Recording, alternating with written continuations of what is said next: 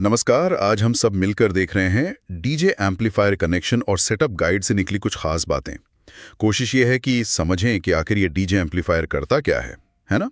और इसे अपने साउंड सिस्टम में सही से कैसे फिट करें। हाँ बिल्कुल। तो सबसे पहले ये एम्पलीफायर है क्या चीज़? आसान शब्दों में कहें तो देखिए बहुत आसान है। ये मिक्सर या कंट्रोलर से जो आवाज आती है ना, वो थोड़ी कमजोर होती है। अच्छा। तो एम्पलीफायर का काम है उस सिग्नल को पकड़ना और उसे इतना पावरफुल बनाना कि वो पैसिव स्पीकर्स को चला सके, दमदार आवाज दे सके। समझ गया। पैसिव स्पीकर्स मतलब जिन्हें खुद की पावर नहीं चाहिए, वो एम्प से पावर देते हैं। बिल्कुल सही। और पैसिव सेटअप का एक बड़ा फायदा ये है कि आपको अपने साउंड पर ज्यादा कंट्रोल मिलता है, बारीक कंट्रोल। हाँ, ये तो है। और जरूरत पड़ने पर सिस्टम को घटा बढ़ा भी सकते हैं आसानी से। एग्जैक्टली। सिग्नल का रास्ता भी ज्यादातर सीधा ही होता है। आपके कंट्रोलर या टर्नटेबल से आवाज गई मिक्सर में, ठीक। मिक्सर के मेन आउट से निकली और फिर गई एम्पलीफायर के लाइन इन में। और इसके लिए वो केबल्स RCA, XLR। हाँ वही, RCA जो वो लाल सफेद वाले होते हैं, या XLR जो माइक वाले होते हैं, या फिर TRS वाले। फिर एम्प के आउटपुट से आवाज सीधा स्पीकर्स में। और मॉनिटरिंग, हेडफोन वगैरह। वो तो सीधे मिक्सर से ही। हेडफोन या ब्लूटूथ मॉनिटर सब मिक्सर से कनेक्ट होते हैं। अच्छा, तो कनेक्शन करते वक्त कोई खास चीज जिसका ध्यान रखना चाहिए? गाइड में शायद कुछ आम गलतियों का जिक्र था। हाँ बिल्कुल। एक आम गलती जो लोग करते हैं वो है गलत इनपुट आउटपुट यूज करना। हमेशा मिक्सर का मेन आउट ही एम्प के लाइन इन में लगाएं। ओके, मेन आउट से लाइन इन। और लेफ्ट राइट चैनल का भी ध्यान रखना है, मतलब लेफ्ट वाला लेफ्ट में, राइट वाला राइट में। ठीक है। और जब एम्प से स्पीकर जोड़ें तो स्पीकर वायर को सही प्लस और माइनस टर्मिनल पर लगाना बहुत जरूरी है, एम्प पर भी और स्पीकर पर भी। हाँ, वो पोलैरिटी वाली बात। बिल्कुल सही पोलैरिटी होगी तभी बेस अच्छा आएगा, आवाज साफ रहेगी, सारे स्पीकर एक साथ काम करेंगे। समझ गया। कनेक्शन तो ठीक है, पर असली खेल तो शायद सेटिंग्स में है ना? गाइड में इस पर काफी जोर था। हाँ बिल्कुल, सेटिंग्स बहुत मायने रखती हैं। पहली चीज तो है पावर रेटिंग्स। पावर रेटिंग्स, हाँ। गाइड का एक सुझाव है और ये काफी प्रैक्टिकल है कि एम्प का जो पावर आउटपुट है, मतलब वॉट प्रति चैनल, वो स्पीकर की RMS वॉट क्षमता का करीब 0.8 से 0.125 गुना होना चाहिए। 0.8 से 1.25 गुना। अच्छा, क्यों? इससे क्या होता है कि स्पीकर को अचानक तेज आवाज से प्रोटेक्शन मिलती है, हेडरूम मिलता है और एम्प भी अंडर पावर नहीं चलता। एक अच्छा बैलेंस बनता है। जैसे कोई उदाहरण? हाँ, मान लीजिए आपके पास 350 वॉट RMS का स्पीकर है 8 ओहम पर, तो उसके लिए करीब 400-450 वॉट प्रति चैनल वाला एम्प बढ़िया रहेगा। ठीक है, ये पावर की बात हुई। और दूसरी चीज?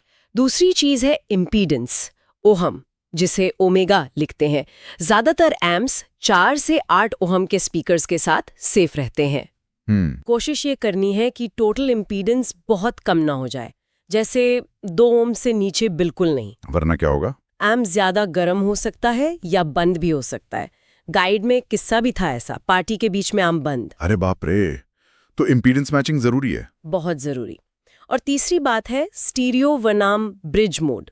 स्टीरियो और ब्रिज मोड, ये क्या है? स्टीरियो में तो लेफ्ट और राइट चैनल अलग अलग चलते हैं, जैसे नॉर्मल होता है। हाँ। ब्रिज मोड में एम्प अपने दोनों चैनलों की पावर मिलाकर एक चैनल को दे देता है। अच्छा, डबल पावर एक तरह से। हाँ, एक तरह से। ये खासकर सबवूफर चलाने के लिए बहुत काम आता है, जिसे ज्यादा पावर चाहिए होती है। तो अगर ब्रिज मोड यूज करना है तो पावर ऑन करने से पहले ही एम्प पर वो सेटिंग सिलेक्ट कर लेनी है, बाद में नहीं। ठीक है, तो सब जुड़ गया, सेटिंग्स भी हो गई। अब चालू करने का सही तरीका, कोई खास क्रम फॉलो करना है? हाँ, क्रम जरूरी है, वरना वो स्पीकर में पॉप की आवाज आ सकती है या इक्विपमेंट को नुकसान भी हो सकता है। ओके, तो कैसे करें? सबसे पहले पक्का करें कि सब कुछ बंद है, फिर सारे कनेक्शंस कर लें, मिक्सर से एम्प, एम्प से स्पीकर। ठीक, सब कनेक्टेड और ऑफ। अब पावर ऑन करने का क्रम है। सबसे पहले अपना सोर्स, मतलब मिक्सर या कंट्रोलर, पहले मिक्सर, उसके बाद एम्पलीफायर, और एम्प का गेन नॉब बिल्कुल कम रखना है शुरू में। बिल्कुल 0 पर। हाँ, लगभग 0 पर।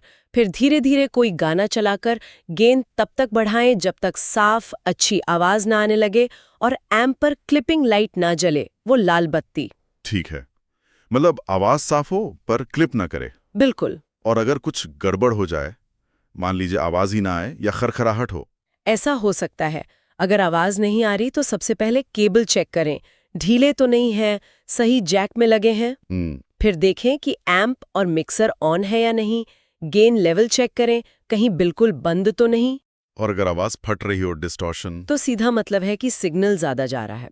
मिक्सर या एम्प किसी एक का गेन लेवल कम करें। और वो गुनगुनाहट या भनभनाहट की आवाज, या बज़, उसके लिए कई एम्प्स में पीछे एक ग्राउंड लेफ्ट स्विच होता है, उसे ऑन या ऑफ करके देखें, कई बार इससे प्रॉब्लम सॉल्व हो जाती है। अच्छा, मजे की बात यह है, जैसा गाइड में भी लिखा है, कि अक्सर दिक्कत बहुत छोटी सी होती है, बस थोड़ा ध्यान से देखने की जरूरत होती है। सही कहा। तो कुल मिलाकर इस पूरे पैसिव स्पीकर और एम्प वाले सेटअप के फायदे क्या हैं? एक्टिव स्पीकर से ये अलग कैसे है फायदों में? इसके देखिए कई फायदे हैं। पहला तो है फ्लेक्सिबिलिटी। मॉड्यूलर सेटअप है, आप अपनी जरूरत के हिसाब से एम्प बदल सकते हैं, स्पीकर बदल सकते हैं, अपग्रेड कर सकते हैं। हाँ, ये तो है। दूसरा, साउंड क्वालिटी। जब एम्प और स्पीकर सही से मैच होते हैं तो आवाज बहुत साफ रहती है, बिना क्लिपिंग के। और तीसरा, स्केलेबिलिटी, मतलब अगर आपको बड़े वेन्यू में बजाना है तो आप आसानी से और एम्प और स्पीकर जोड़कर सिस्टम को बड़ा कर सकते हैं।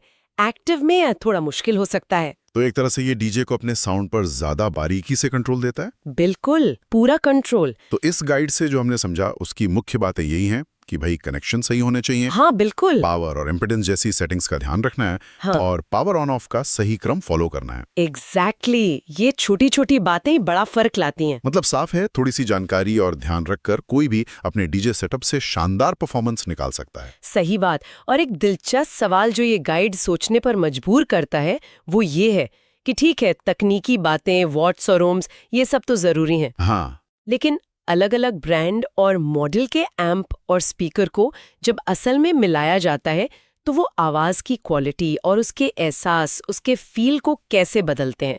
क्या कोई खास कॉम्बिनेशन है जो एक अलग ही जादू पैदा करता है? वाह, ये तो सोचने वाली बात है।